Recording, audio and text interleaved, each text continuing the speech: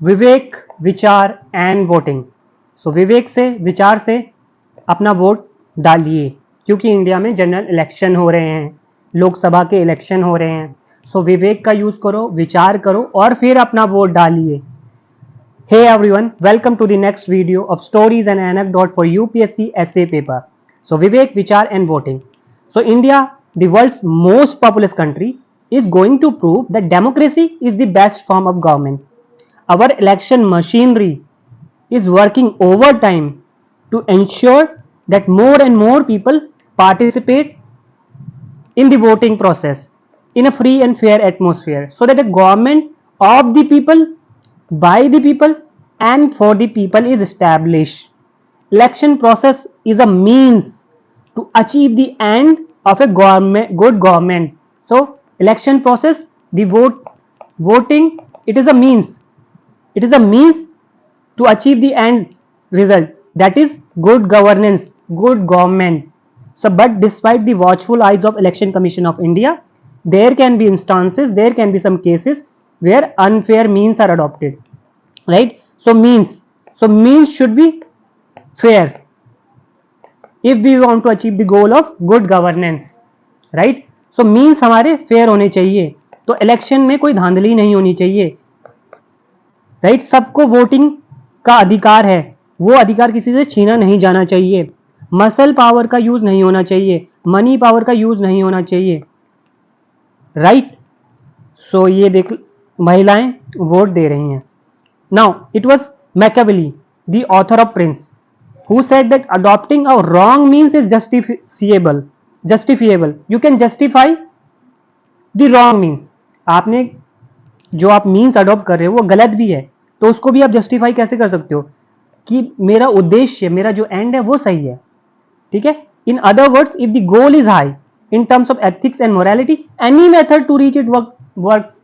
Method कुछ भी हो, मैं एक अच्छा गोल अचीव करना चाहता हूं, मेरा गोल बहुत बड़ा है, तो मेथड कैसा भी हो, मेथड चाहे इमोरल हो, अनएथिकल हो, चलेगा, अकॉर्डिंग टू मैकियावेली। उन्होंने प्रिंस लिखी थी।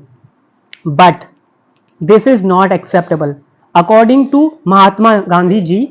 Means are very important, means are as important as the end, because means justify the end.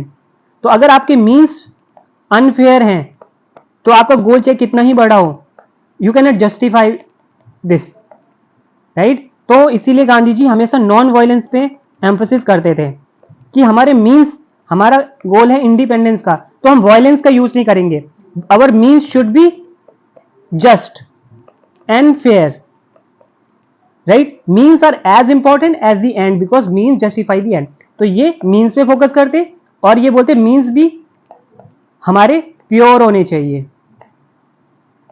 Fair होने चाहिए, राइट? क्योंकि because means are justifying the end, ये मीन्स एंड एंड की debate है। Now ये जो नेक्स्ट पैरा में मैं बात करने जा रहा हूं, इट इज वेरी इंपॉर्टेंट, और मैंने भी ये पहली बार पढ़ा and it is quite interesting, ठीक है? ये सबरीमाला टेम्पल की स्टेयर्स हैं। So there are 18 steps, 18 steps.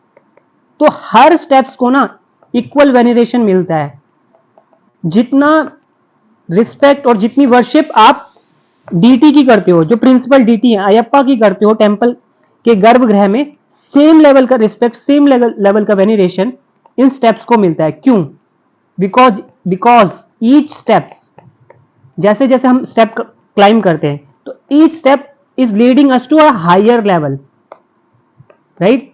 तो हर स्टेप की इंपॉर्टेंस है, तो हर मीन्स की इंपॉर्टेंट है। तो in Sabarimala hill Kerala there are 18 step that lead to Bhagwan Ayyappa shrine. Even though the destination is the divine, devotees reach him only by worshipping all the 18 sacred steps.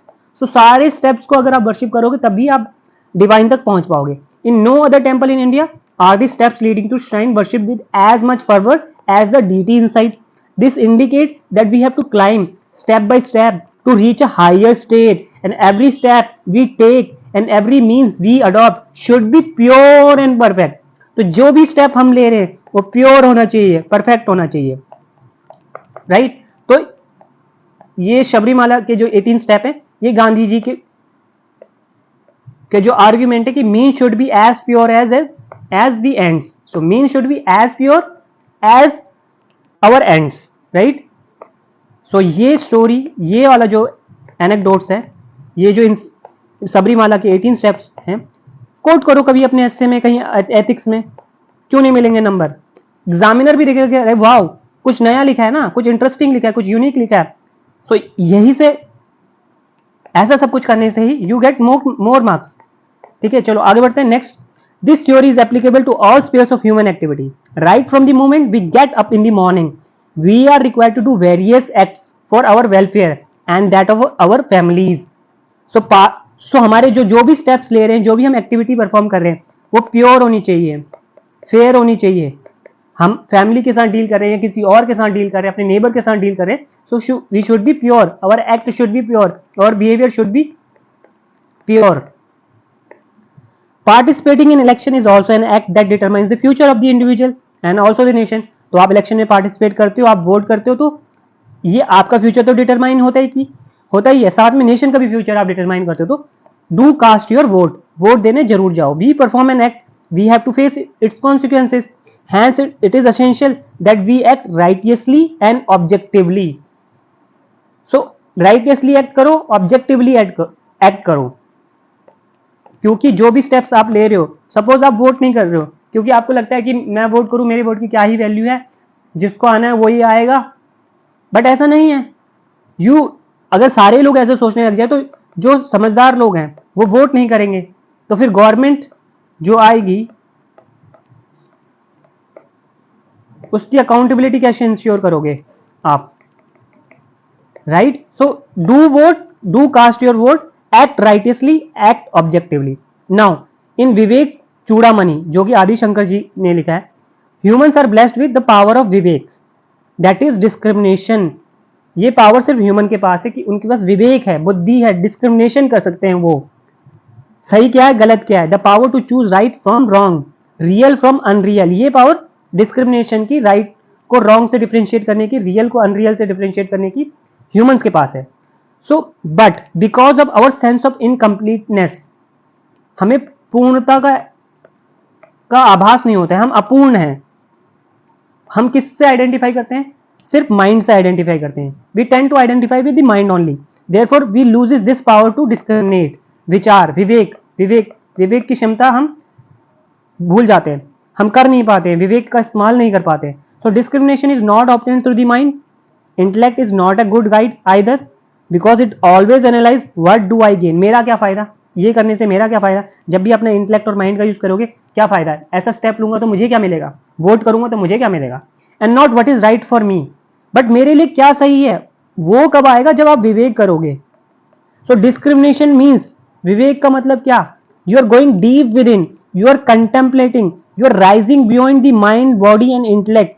इन तीनों से परे, इन तीनों से बियॉन्ड आप जा रहे हो, आप सेल्फ इंट्रोस्पेक्शन कर रहे हो।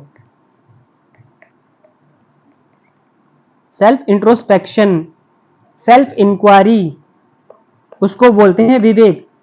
तब आपके जो विचार हैं वो पवित्र होंगे। तब आप ये सोचोगे कि मेरे लिए क्या सही है, ये नहीं सोचोगे कि इससे कि मेरा क्या फायदा होगा। तब आप ये सोचोगे कि सोसाइटी के लिए क्या सही है, समाज के लिए क्या सही है, नेशन के लिए क्या सही है। राइट, सो आप इंडिविजुअलिज्म से कलेक्टिविटी की तरफ बढ़ोगे, कलेक्टिव गेन की तरफ बात करोगे, आपका ओरिएंटेशन चेंज हो जाएगा। राइट, नाउ आदि शंकराचार्य जी है, आदि शंकराचार्य से the best course to get the right vision is to do vichar, self inquiry. As we introspect and inquire, we realize that we are not the mind that merely generates thoughts and desire. तो mind तो सिर्फ thoughts and desire generate करता है, और हम mind नहीं है। आप अपने आप को माइंड मत कंसिडर करो। As we proceed with self analysis, all thoughts merge in the source, that is consciousness, chetna. Even if perform innumerable acts by the dictates of our mind और intellect, they will not be equal to the realization we get from self inquiry. Self inquiry करने से जो आपको realisation होगा, जो आपकी नेत्र खोलेंगे, वो चाहे आप कितने भी एक्ट्स परफॉर्म कर लो, माइंड के कहने पे, इंटेलेक्ट के कहने पे, वो इसकी बराबरी नहीं कर सकते, सेल्फ इंक्वायरी की बराबरी नहीं कर सकते, क्योंकि सेल्फ इंक्वायरी से हमें सेल्फ रियलाइजेशन होगा कि हमारा उद्देश्य क्या है और हमें करना क्या है. When the mind rests continuously upon the consciousness, higher goals become visible and our actions and results turns out to be good, right? So please use some of the important content from this video in your essay or even ethics paper, means and debate.